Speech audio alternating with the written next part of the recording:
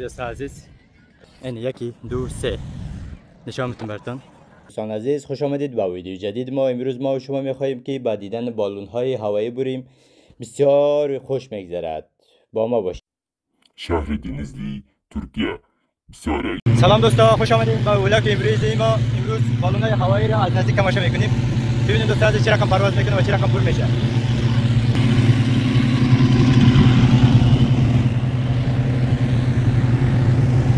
ببین دوستان عزیز، یک دانه اینجاست براتون نشان بدم. یکی دیگه هم آماده شده رئیسه و دیگه از این هم نو شروع کرده، یواش یواش هم بالا میشه. اینا خود تقریبا پر شده. دیگه برای شما نشان بدم. یکی دیگه هم در پوستر است. یکی دیگه اینجا آماده شد و دیگه هم تقریبا آماده شد. اگر دیده میتون تو پوستر هم یکی دیگه است. اون براتون نشان بدم. خود میکنه چه رقم پر میکنه. ببینید دوستان چه رقم پر شده است. بسیار با سرعت بالا، یعنی تقریبا آماده شد. که تماشا دارین. بالون های هوایی ما تقریبا آماده است. این رو ببینید. ولی دوستان عزیز که شما گفته بودم بالون های پرواز با پرواز آماده هستند. انسان ها آماده سوار هستند. بله دوستان عزیز، اسمی که شما گفته بودم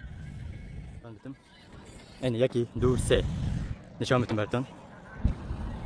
دو تا دیگه اینجا هست الفا. دیگه یکی در بالا از پرواز است. یکی دیگه باید خودت حساب کنید دیگه. من دانا چی حساب کنم؟ همین دور بوده خیلی خوبش معلوم میشه.